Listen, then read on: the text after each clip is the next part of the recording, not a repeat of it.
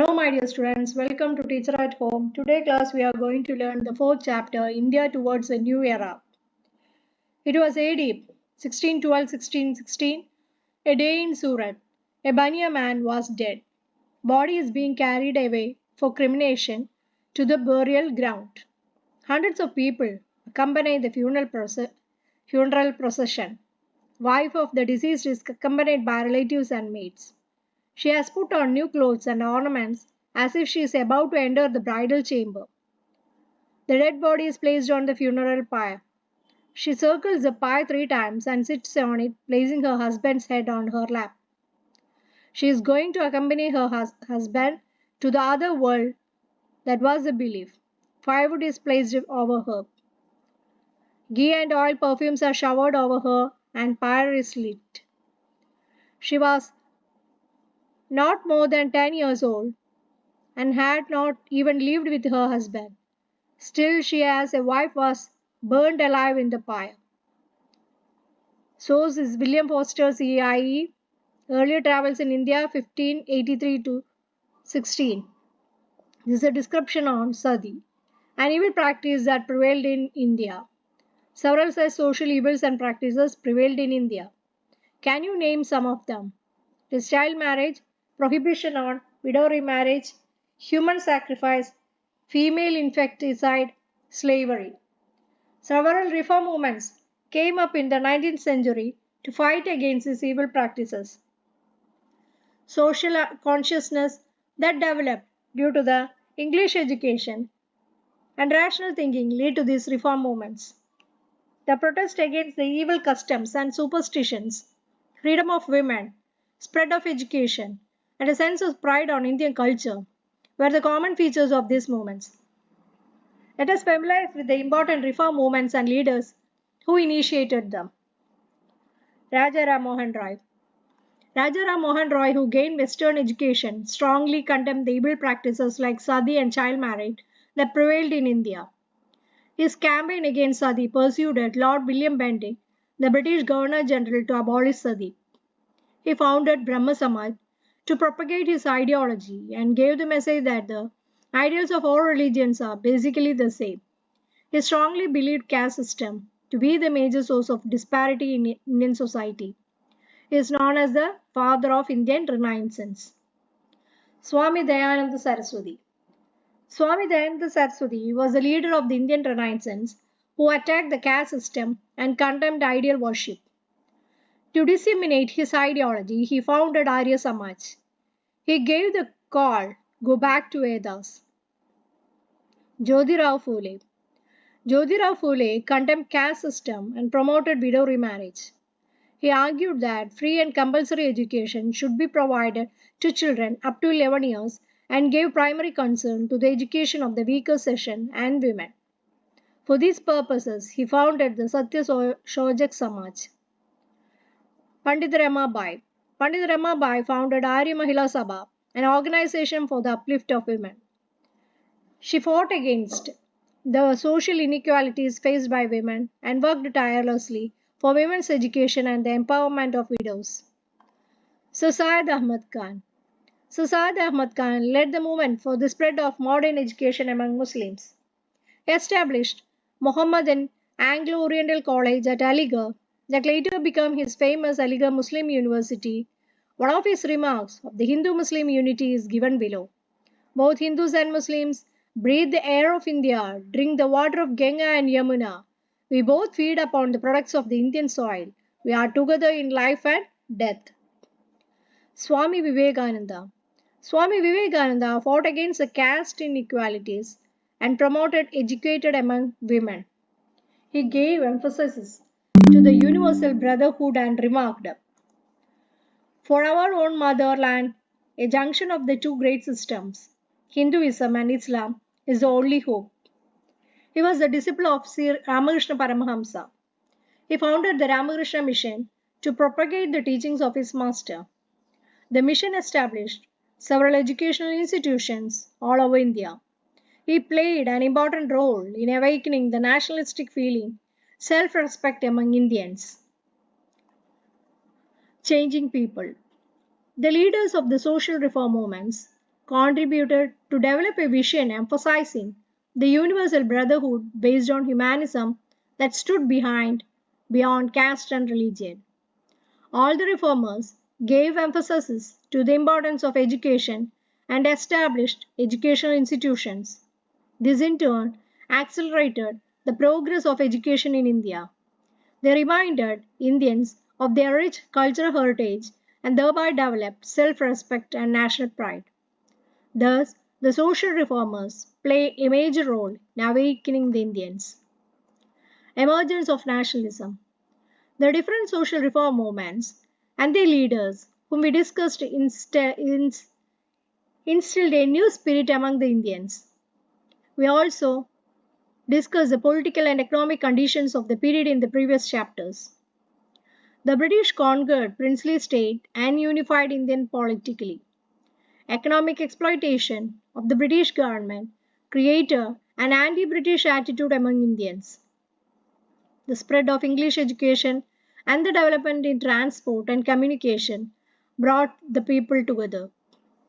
The strategies adopted by the British to suppress the first war of Indian independence created a national consciousness and made people think that they belonged to the same country.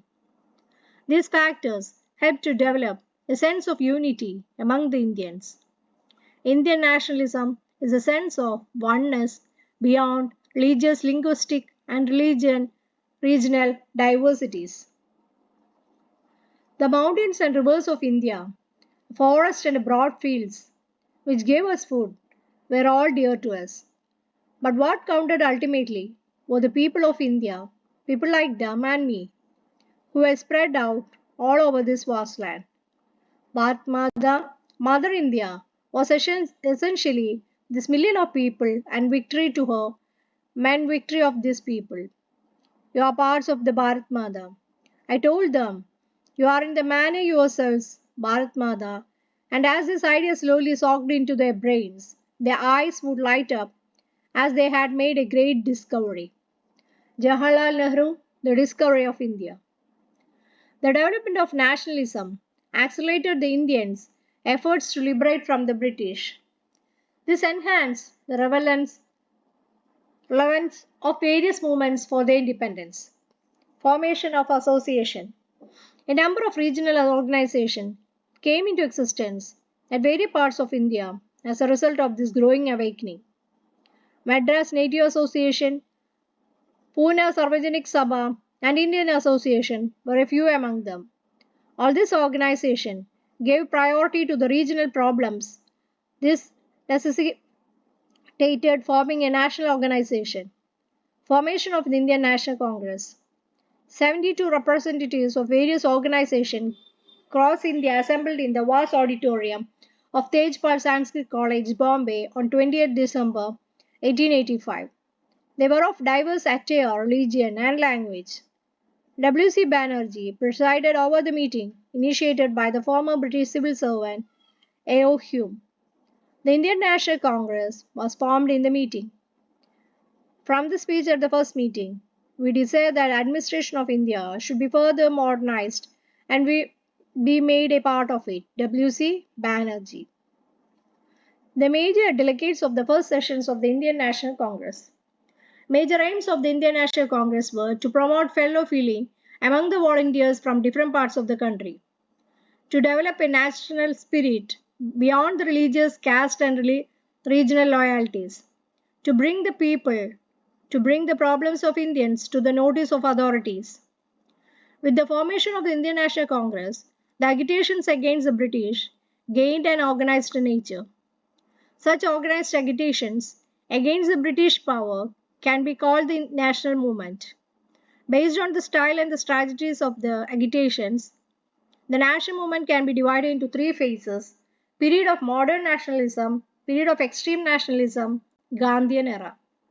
The period from 1885 to 1905 was of moderate nationalism. The leaders of this period were English educated.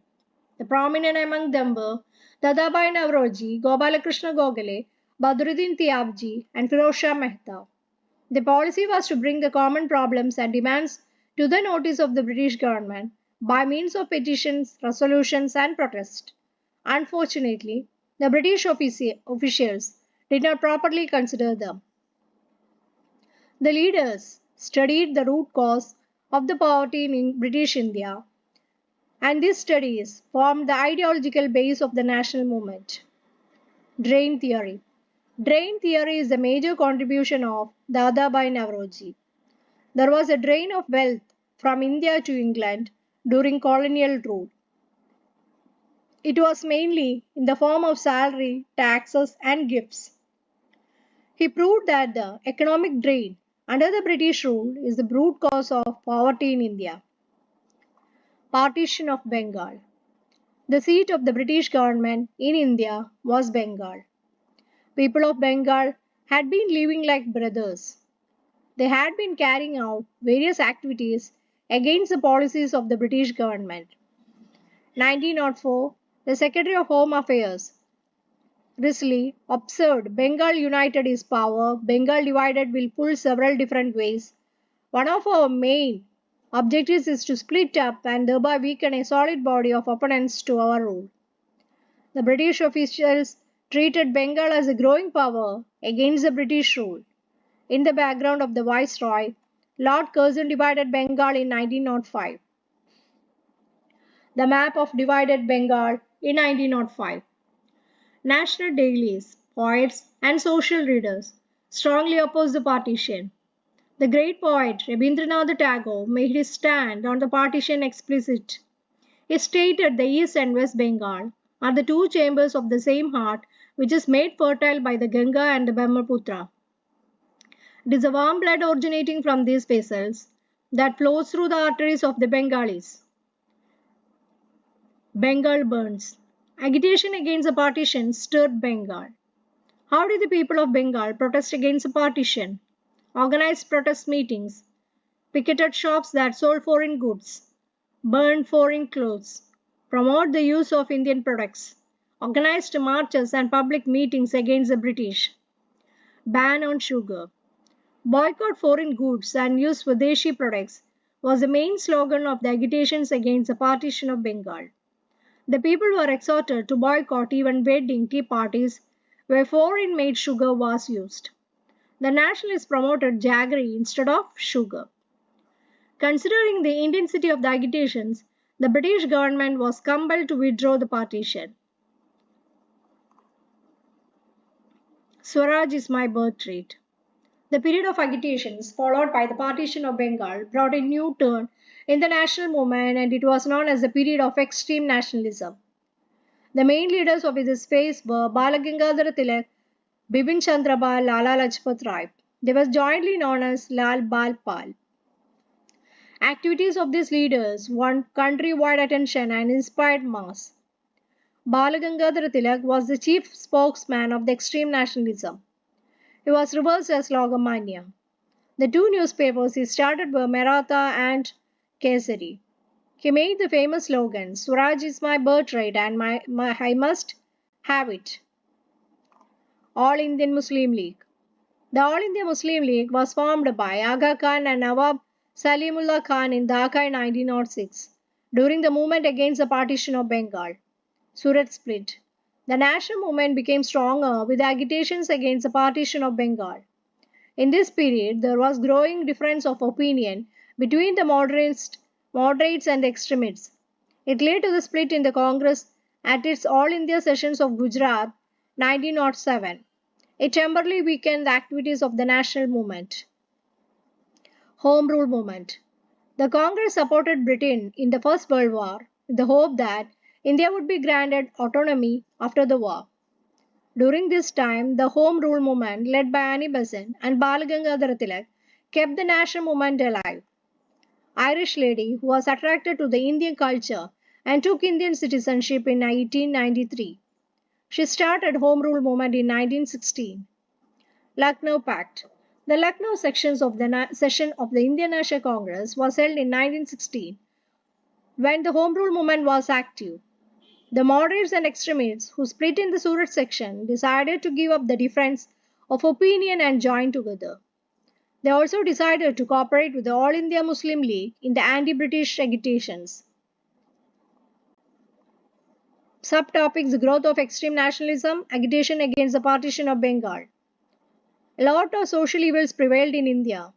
Rajaram Mohan Roy, Swami Dayananda Saraswati, Jyotirao Phule, Sir Syed Ahmad Khan, Pandit Ramabai, and Swami Vivekananda were the leaders of the Indian Renaissance. It was after the First War of Independence in 1857 that the nationalism began to develop in India. Partition of Bengal was the consequence of the British policy to divide and rule. Home Rule movement inspired the national movement. So that's all about this chapter. If you're interested, please do like, share, and subscribe my channel. Okay, thank you.